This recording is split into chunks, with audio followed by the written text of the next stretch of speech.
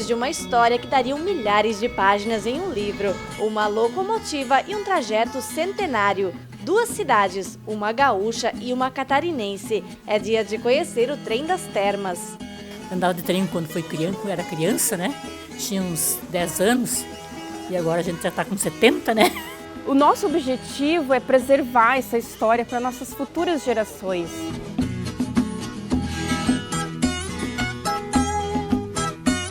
Olá, seja muito bem-vindo a mais um Vale Agrícola, um programa de agricultor para agricultor, mas que também pode inspirar e informar você da cidade.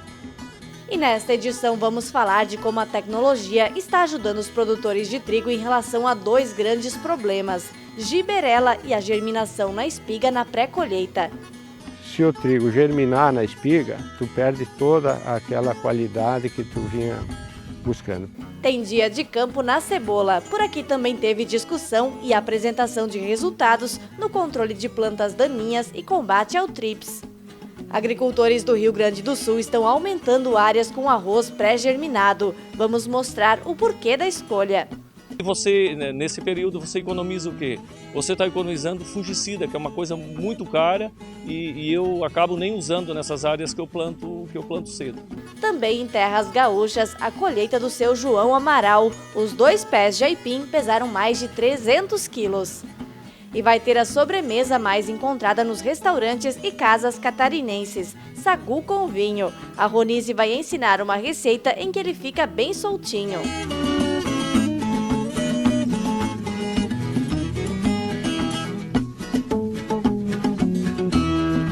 E o chimarrão já está pronto? Pegue sua cuia e fique com a gente. O Vale Agrícola cheio de informação para você está só começando.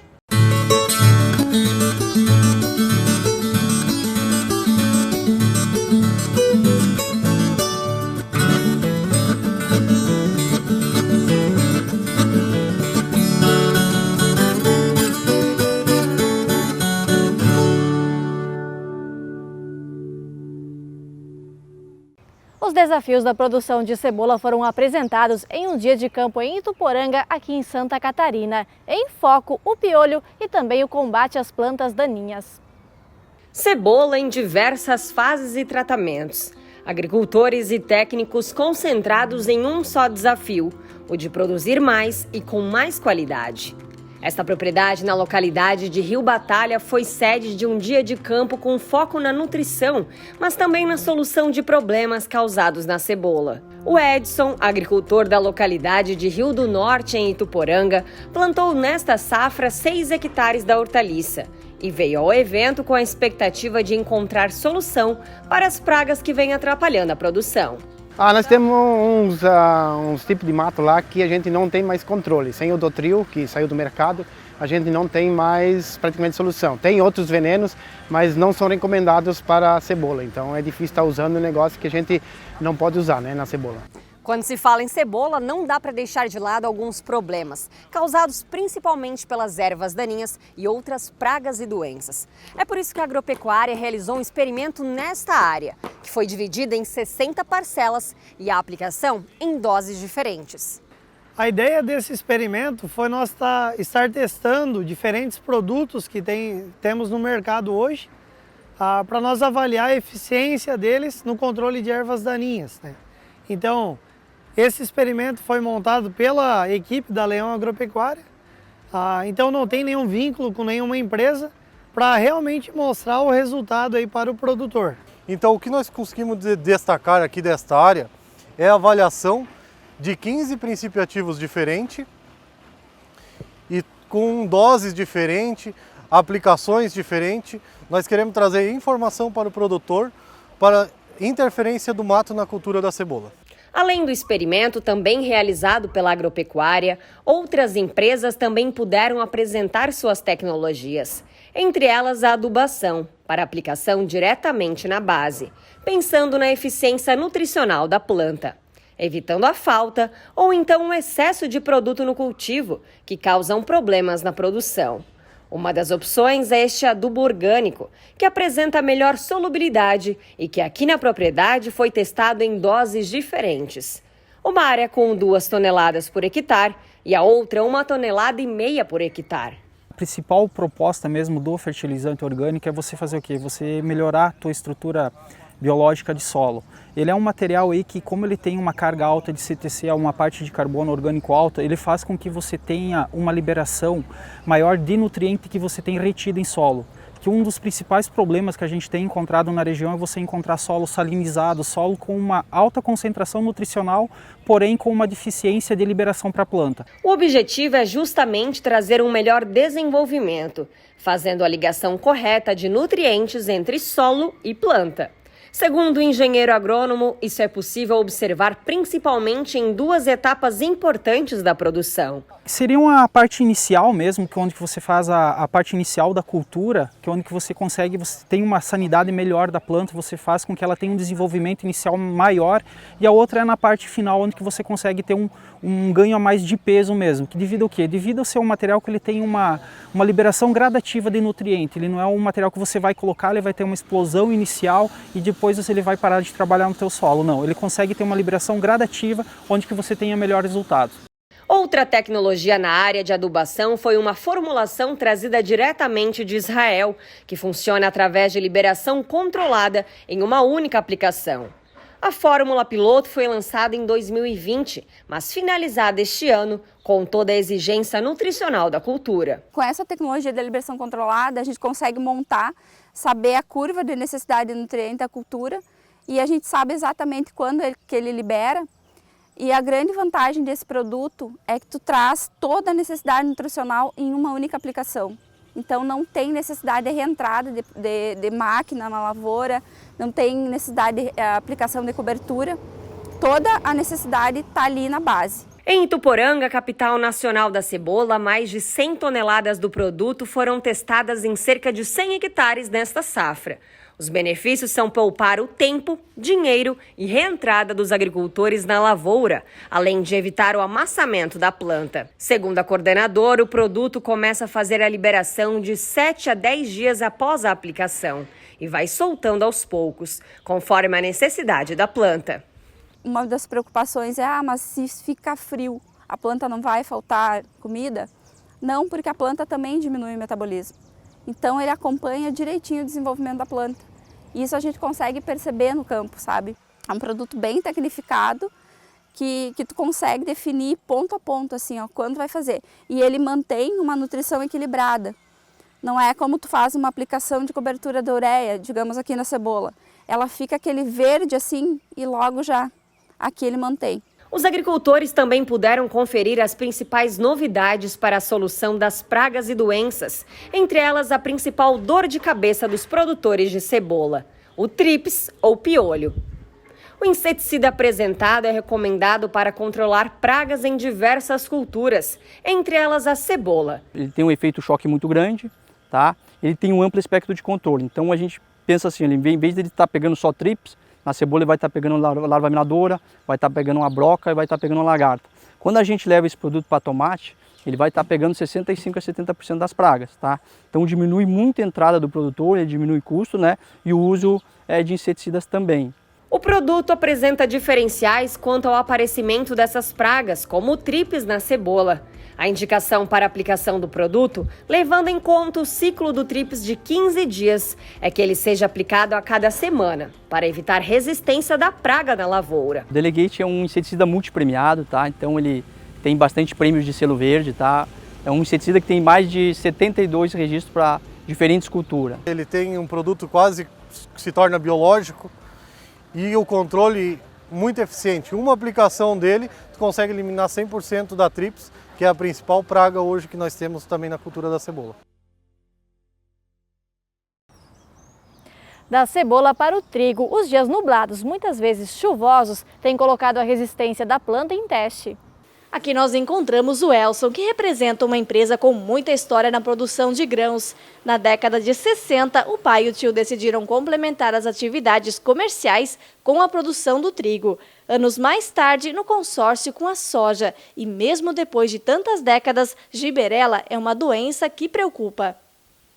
A giberela, na região das Missões, isso é minha opinião, eu acho que é um problema sério, né? Por quê? porque nós temos com frequência bastante chuva nessa fase do florescimento do trigo. Na primavera, bastante chuvosa. Isso não é, digamos, todo ano, claro, cada ano é um ano. Mas, enfim, com frequência, no período de florescimento, nós temos primaveras chuvosas que propicia que o fungo infecte a florzinha e esse fungo vai se desenvolver e vai acontecer essa doença chamada giberela. Problema de produção, produtividade, né? Então atingindo já diretamente o produtor e na sequência, né, a questão dos moinhos, que tem muita preocupação e com razão, né, com relação às micotoxinas que são produzidas por esse fungo. Nesta região aqui, os invernos tendem a ser mais úmidos. A chuva na fase do espigamento é o gatilho para a entrada de doenças. Em 2019, foram registrados mais problemas. Na safra 2020, eles foram mais pontuais. Evitar isso depende de uma combinação de clima, manejo e também genética da planta. Ainda fazendo uma relação com o passado, hoje se tem mais condições de controle via fungicidas, que é um controle, digamos, bastante difícil de tu dizer assim, não, eu fiz o controle com fungicida e zerou meu problema de giberela. Não é assim, né? É bem problemático. Mas já é melhor do que no passado. Os obtentores têm trazido aí para o mercado materiais bem melhores nesse sentido, bem mais tolerantes a essa doença. Na fazenda, no município de Entre e Juiz, estão plantados 380 hectares do grão, todos para a produção de semente. A cultivar escolhida pelo Zugeri tem ainda outra característica importante: maior tolerância à germinação na espiga, se a chuva acontece bem naquela fase crítica, pouco antes da colheita. Se o trigo germinar na espiga, tu perde toda aquela qualidade que tu vinha buscando, perde praticamente tudo ali, né? Então o TBio Trunfo vem com uma grande segurança à giberela, né, dentro da genética dele, e também uma estabilidade de pH muito grande, né? Aliado a isso também uma ótima tolerância à germinação em pré-colheita. Então isso faz que todo o potencial produtivo construído durante o ciclo da cultura no final se confirme. Preocupação faz parte do DNA do agricultor. Nem parece, mas esta lavoura aqui já passou nesta safra por estiagem das brabas. Quase 40 dias sem volumes de chuva significativos na fase de perfilhamento. Então isso reduziu o porte, mas surpreendentemente nesse material que nós temos aqui, nós temos um tamanho de espiga até bastante razoável para esse ano. Tivemos algum susto aqui com granizo também, mas, graças a Deus, não foi, assim, uma coisa significativa. Hoje a tecnologia disponível no campo, ela responde bem àquilo que ela se propõe, né? É que mesmo com tantos desafios, a produção média mais que dobrou nas últimas décadas. Porque aqui, se tu produzisse 25 sacos por hectare, era uma vitória. Se o ano corre bem e tu tiver umas boas condições de solo e fertilidade, tu chega a 60 sacos por hectare com uma certa facilidade. Não é assim tão simples também, mas dá para chegar lá. Então, pelo menos o potencial, né? Depois aqui é outra briga para a gente conseguir explorar esses potenciais aí, né? Ainda nesta edição, um passeio para matar a saudade. É uma Maria Fumaça do início dos anos 1900, que ainda está ativa em um trecho entre Santa Catarina e Rio Grande do Sul. E daqui a pouco a gente volta falando do plantio do trigo pré-germinado. Técnica de produção em sistema pré-germinado que começou em Santa Catarina está ganhando espaço nas quadras gaúchas. Vamos falar das diferenças e vantagens apontadas pelos agricultores.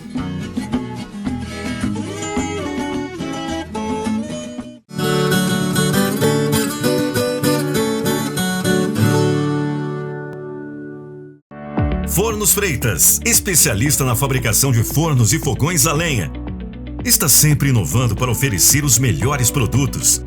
Forno a lenha, forno com fogão conjugado, discos para frituras, lareiras, fogões a lenha com chapa de ferro fundido, fogões a lenha com chapa vitrocerâmica e visor vitrocerâmico alemão.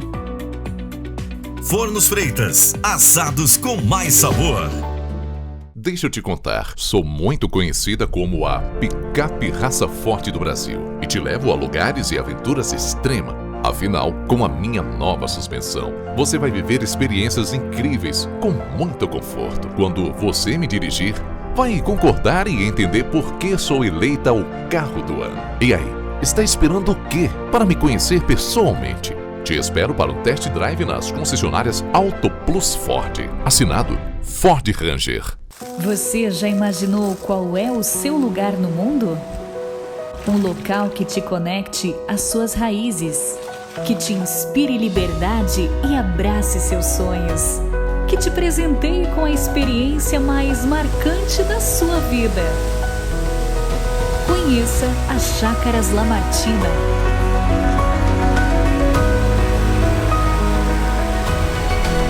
O seu lugar no mundo.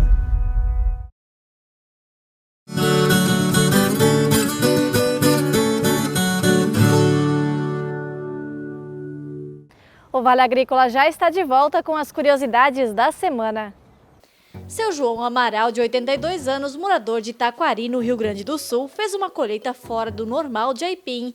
Os 2 pés juntos pesaram 305 quilos. Isso mesmo, você não ouviu errado. Foi até notícia no Jornal da Cidade.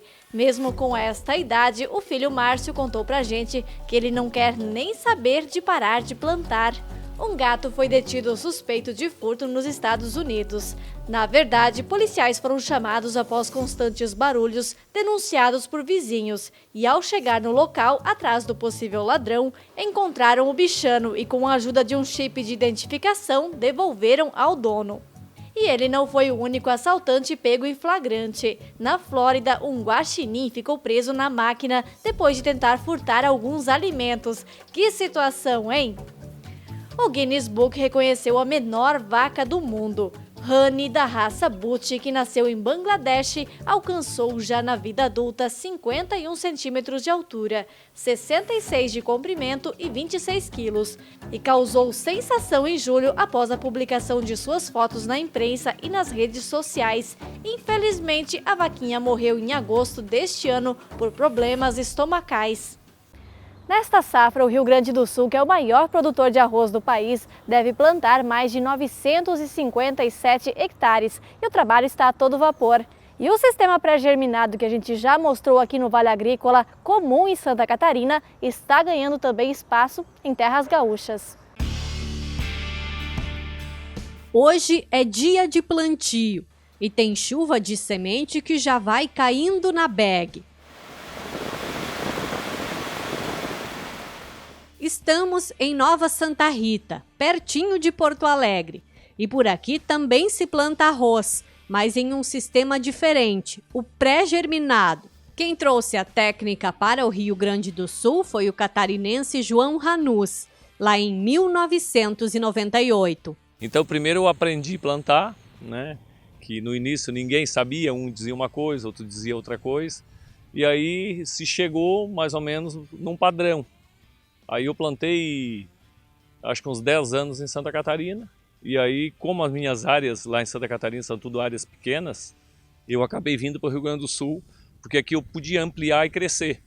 Então eu trouxe a tecnologia na época para cá.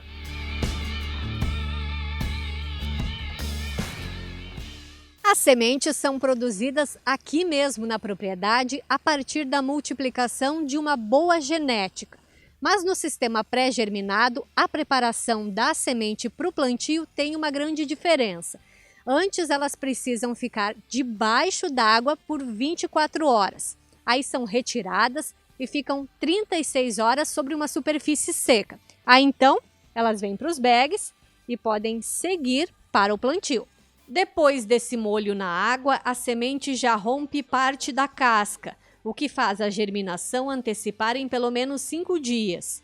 Aí sim, quando o sol nasce, já tem máquina na lavoura, ou melhor, na água. Abastece de semente e aí bora plantar. Para o pré-germinado se usa esses maquinários de roda alta, os chamados chupa-cabra. Vista de cima, a lavoura mais parece um açude, Para o pré-germinado, os talhões são divididos com essas espécies de taipas e o nível de água fica em torno de 7 centímetros. O sistema aproveita água da chuva. Desde o início, mês de junho, normalmente no Rio Grande do Sul começa a chuva, junho, julho. Então eu entro nesse período fazendo o quê? A incorporação dos restos das colheitas anterior, da palhada. E aí eu vou trabalhando com a água da chuva, com enxada rotativa, com rolo faca e vou incorporando. Aí depois eu entro para fazer o acabamento. Tudo isso alivia o quê? Custo, né? Um custo operacional, e uma coisa que eu não me preocupo é com o clima. Enquanto o produtor do convencional precisa de sol, precisa de uma semana, de 2 semanas de tempo bom para entrar com a plantadeira, eu não dependo disso. Eu entro a qualquer hora, no momento que eu quiser, desde que as minhas áreas aonde eu planto não esteja enchente. Aqui no campo, na hora do plantio, também tem algumas diferenças. Ele precisa ser feito em canteiros como esse, completamente alagados, diferente do convencional, onde a água é retirada. Aí a máquina passa abrindo o sulco com essas rodas gigantes, coloca a semente e tapa logo na sequência. Os movimentos são rápidos e precisos. Cada pingo desses na água é uma semente que caiu. E em poucos dias essa área de 1.900 hectares está plantada. Na hora de emergir, aí o nível de água tem que baixar para 2 a 3 centímetros, para não afogar a planta. O sistema também permite economia de defensivos. É aplicado somente um biológico para nematóides na semente e depois um herbicida contra daninhas como o capim-arroz. Setembro, outubro eu já estou com as áreas plantadas. Então o que acontece? Eu planto mais cedo. Eu plantando mais cedo eu tenho uma melhor produtividade, porque eu tenho uma melhor luminosidade na hora que o arroz vai florescer. Então aquele período ali é fundamental. Aí nesse período você economiza o quê? Você está economizando fungicida, que é uma coisa muito cara e eu acabo nem usando nessas áreas que eu planto cedo. Que até é um problema que eu tenho com o pessoal, com os agrônomos que diz que eu sou louco, que eu não uso fungicida. O João Ranuz aposta em variedades anti-acamamento e com um ciclo médio de 130 dias. E com o sistema tem conseguido produtividades na casa dos 12 mil quilos por hectare, enquanto a média gaúcha fica de 7 a 8 mil quilos por hectare. Primeiro, muda totalmente a maneira de trabalho. É muito mais trabalhoso, dá muito mais trabalho do que um plantio convencional. Por quê? E outro, o primeiro passo é conhecimento. Se você não tiver um bom conhecimento, você não vai conseguir driblar o nosso vilão, que é o arroz vermelho. Então você precisa, primeiro, nivelar seus quadros, que é fazer a sistematização do solo, né? E aí depois, então você precisa de um ótimo manejo de água, que é o fundamental, é o controle de água. Se você deixar o quadro secar, as ervas daninhas vão se desenvolver e o arroz vermelho vai voltar nativo. O Rio Grande do Sul produz cerca de 70% do arroz nacional e estima-se que 20% da área já esteja sendo conduzida no sistema pré-germinado, com predominância na região metropolitana da capital e na região central. Já em Santa Catarina, a área com esse sistema é superior a 95%. Tem valido a pena o arroz germinado? No meu caso, muito. Muito. Foi o que eu aprendi e é o que eu faço até hoje e é o que eu gosto de fazer. Eu acho mais interessante plantar o pré-germinado, porque além de eu economizar 20% e 30% de óleo diesel, eu estou economizando 20% e 30% de herbicida, fungicida, de insumos, até na questão de fertilizantes também existe uma menor redução de fertilizantes. Por quê? Porque, como eu falei no início, eu acabo incorporando aquela palhada, transformando aquilo em matéria orgânica, que 30, 60 dias depois entra em estado de decomposição e vai me trazer nutrientes para a planta. O produto final não tem diferença do arroz conduzido em outros sistemas, como o irrigado ou sequeiro, e o preço é o mesmo também. O conceito é sustentável e deve crescer mais nas próximas safras, com os bons resultados e o avanço da pesquisa em cultivares específicas e manejos.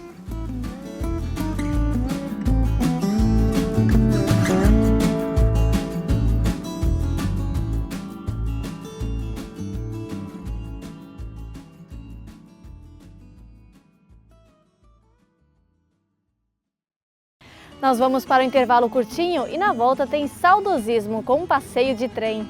É pelos vales de Piratuba, na divisa com o Rio Grande do Sul, que a locomotiva vai rasgando verde, relembrando o passado e preservando a tradição. E na receita da semana tem a sobremesa que você mais encontra nos restaurantes e casas catarinenses depois do almoço, sagu com vinho. A Ronise vai ensinar uma receita em que ele fica bem soltinho.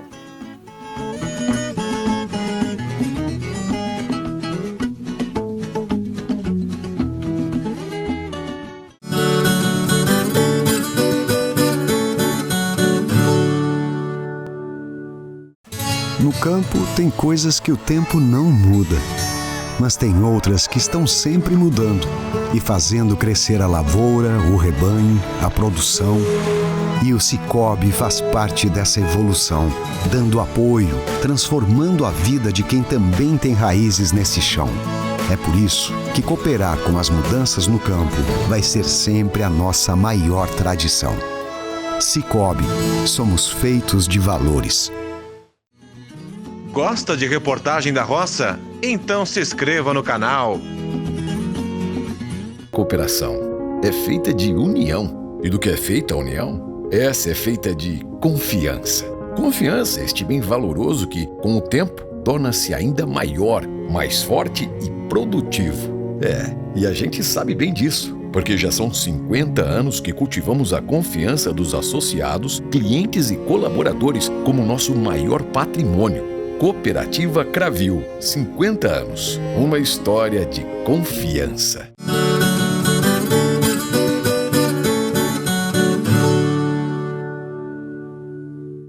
Um passeio de trem com uma Maria Fumaça fabricada em 1913.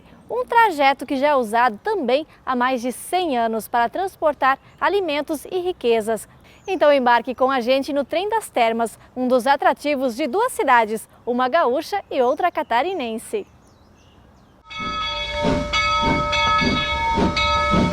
Nos trilhos, uma saudade.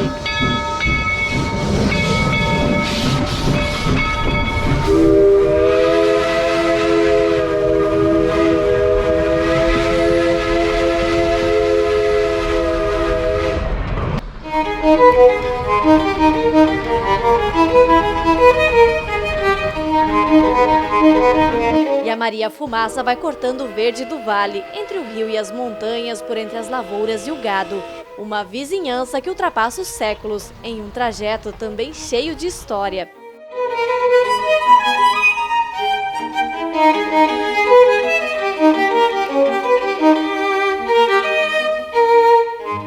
Para conhecer o passeio de trem, estamos no município de Piratuba, conhecido por explorar o turismo de águas termais. É daqui que parte a locomotiva 311, fabricada em 1913 nos Estados Unidos. O Peterson é o maquinista e explica que o segredo está na lenha, no fogo e na água. Então você começa a aquecer ela com 5 horas de antecedência para poder ferver toda a água que tem dentro da caldeira, ela gerar o vapor, pressurizar, o que faz ela andar. Em trabalho com a locomotiva, ela está gastando vapor, então ela vai estar baixando o nível de água da caldeira. Aqui você pode ver que tem um nível de água. Então, a partir que abaixa o nível de água, você tem que estar repondo essa água dentro da caldeira. Para isso, você faz mais fogo, para dar mais pressão, para você poder injetar água nas bombas injetoras, que é manual, com o próprio vapor da caldeira, ela vai puxar a água para dentro da cana. Estes vagões também têm história, também são de fabricação americana, construídos entre as décadas de 30 e 40, um luxo. Essa escrita aqui no trem chama atenção, São Paulo, Rio Grande. É que este trecho fazia parte originalmente da Ferrovia do Contestado, primeira ligação entre o sul e o sudeste do país, inaugurado em 1910. Foi a construção desta estrada de ferro que acabou gerando a Guerra do Contestado, que durou 4 anos, uma rebelião de poceiros e donos de pequenas áreas de terra contra o governo brasileiro. A ferrovia funcionou até a enchente do ano de 1983, quando passou a transportar apenas carga e depois acabou sendo desativada. A partir daí, pelo grande fluxo de carga na época, foi desviada para uma ferrovia mais moderna, que hoje liga Lages a Vacarias. Trata-se da ferrovia Tronco Sul. E ficou então parada, abandonada. Foi aí que veio a nossa associação ABPF, para resgatar essa história com os nossos passeios. O trem parte às 1h30 da tarde aos sábados ou quando há público. A maioria dos ingressos é comprada ou reservada com antecedência nas agências de turismo, mas muita gente vem direto aqui. Conforme o número de passageiros do dia, são colocados mais ou menos vagões, de 3 a 6. E quando toca o sino, começa uma jornada cheia de saudosismo.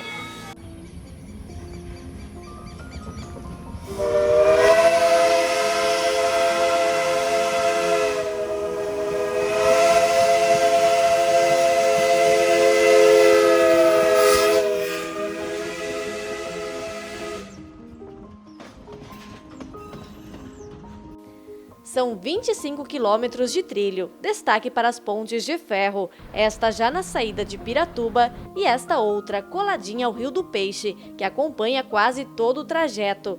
Contação de histórias e música fazem parte do passeio.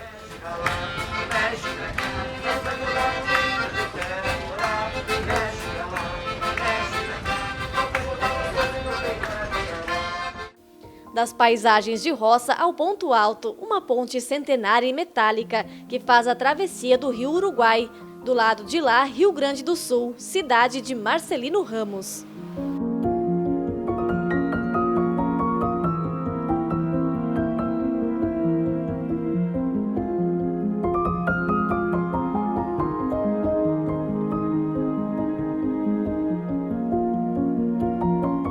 Depois de um tempo reservado para um passeio pela cidade, o trem volta de ré pelo mesmo trilho, já no finzinho da tarde. Estas 3 amigas moram em uma cidade onde tinha trem e hoje não tem mais. Primeira e última vez que eu andei de trem, o trem fumaça, como dizia, né? Eu tinha 8 anos, né? Que eu fui com a minha mãe e meu pai para São Borja. E meu outro irmão mais velho, né? Então o meu sonho sempre era andar de novo, né? Eu nunca mais tinha ido, agora eu tenho 75 anos e agora é uma oportunidade de eu ir de novo mostrar para meus netos, contar essa história. É muito lindo. Andava de trem quando era criança, né? Tinha uns 10 anos e agora a gente já está com 70, né? Quanta emoção, né? Quando eu com os apitos do trem, né? Fico bem emocionada mesmo, né? Maria Fumaça é história, é saudade. Maria Fumaça é contemplação. Que na verdade é uma profissão assim que é bem poucos que tem para contar, né? Então hoje uma locomotiva a vapor ela vai trazer lembranças para algumas pessoas, idades, tudo, que já usaram muito, e para outros vai trazer assim uma coisa inédita, uma coisa nova que nunca viram. Faz 18 anos que a gente está operando com os trens turísticos, né, aqui em Piratuba. O nosso objetivo é preservar essa história para nossas futuras gerações.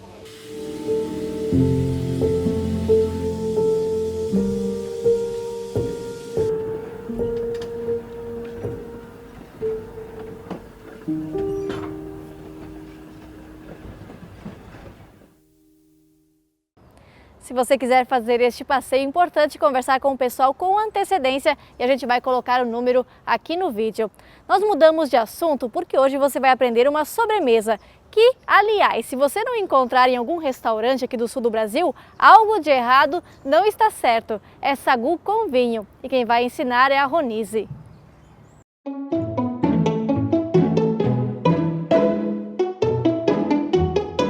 Olá, meu nome é Ronise, eu moro aqui em Navegantes e hoje eu vou compartilhar com vocês a forma como eu faço o sagu de vinho.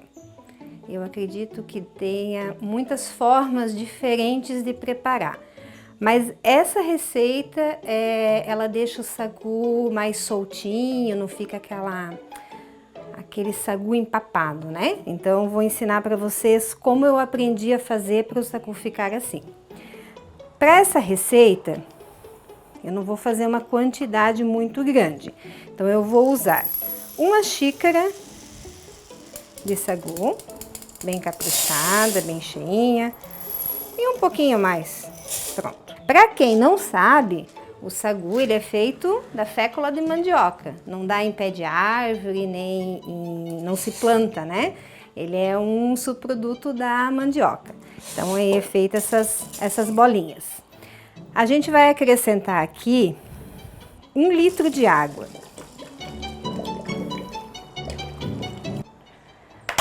Nós vamos levar ao fogo.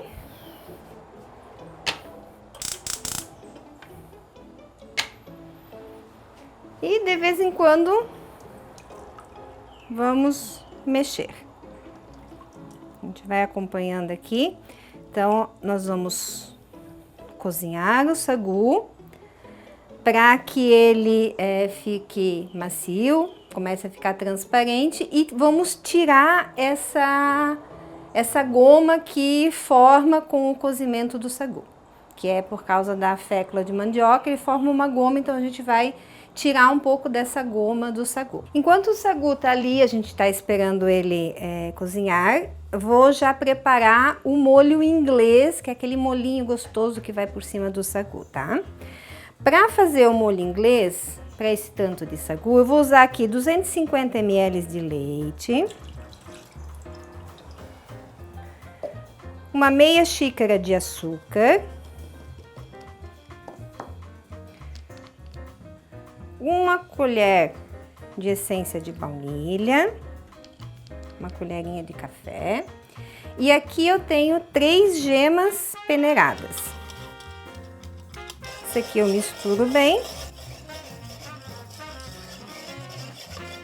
A gente precisa mexer ele constantemente, né? Como ele tem leite dentro, o açúcar, corremos o risco dele queimar, grudar. Então, colocamos no fogo, não muito alto. O nosso sagu aqui, ó, se vocês observarem, ele já tá começando a soltar, ó, tá começando a ficar branca a água. Então, ele também, a gente precisa de vez em quando mexer ele. Não precisa ficar mexendo direto, é só de vez em quando. Nosso molho aqui, ele tá quase no ponto, ó. Ele já está engrossando. Ele não vai ficar muito firme, ele fica um pouquinho mais líquido, só que a hora que esfria, daí ele engrossa.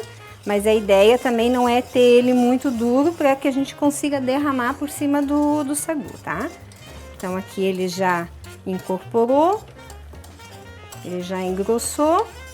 Nós vamos desligar ele e ele tá pronto.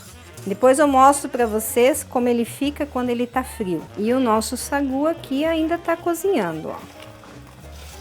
Já deu quase 20 minutinhos de fogo, mas ele ainda tá, as bolinhas ainda estão brancas, né? Nós precisamos deixá-las cozinhar mais um pouquinho, elas não precisam ficar totalmente transparentes, depois ele vai cozinhar um pouco ainda junto com o vinho. Vou ligar a água. Nós vamos escorrer e lavar. A ajuda da nossa colher, então, a gente vai dar uma boa lavada.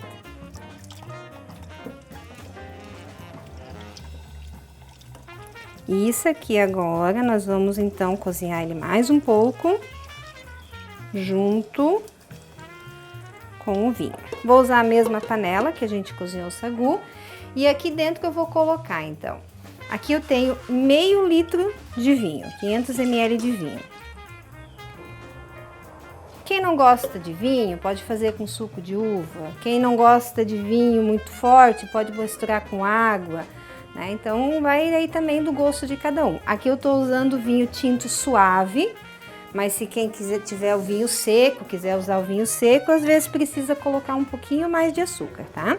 Aqui tem uma xícara de açúcar, não muito cheia, tá? E eu vou colocar uns pauzinhos de canela. Tem quem gosta de colocar cravo também vai do gosto de cada pessoa. E vou colocar aqui dentro o nosso sagu.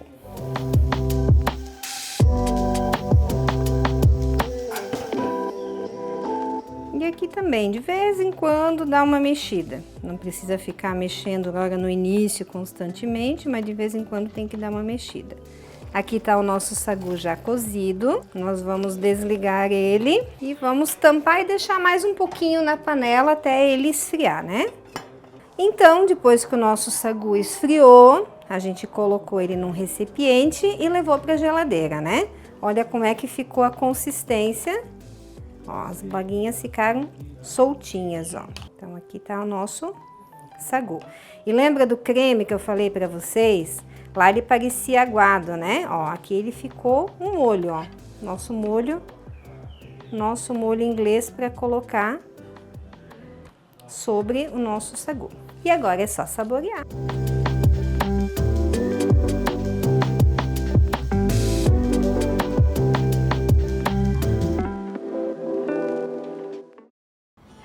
É isso, Vale Agrícola termina aqui. Tenha dias produtivos de trabalho.